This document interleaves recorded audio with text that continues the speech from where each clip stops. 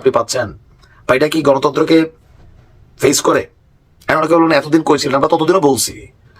আমরা যখন থেকে বলি, বিশেষ করে অনলাইনে গত 5 বছর, তখন আপনারা ছাত্রলীগের পতাকা তলে চাটছেন, খাইছেন, জায়গা মতো পৌঁছাইছেন। আমরা কিন্তু এগুলো বইলেই বিপদে আছি। আমরা বলি, আমাদের কাজ বলা, যতটুকু পারি।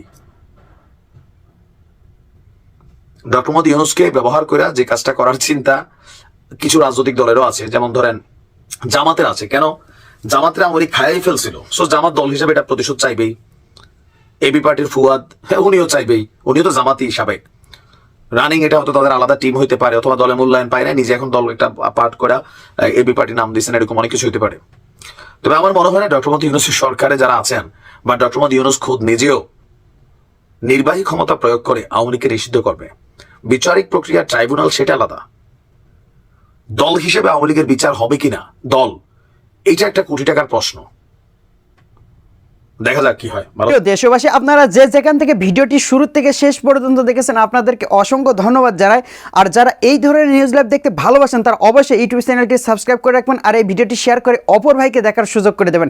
তাহলে সবাই ভালো থাকবেন, সুস্থ থাকবেন। দেখা হবে পরবর্তী কোনো দেশের আপডেট খবর অথবা নিউজ নিয়ে। আসসালামু আলাইকুম।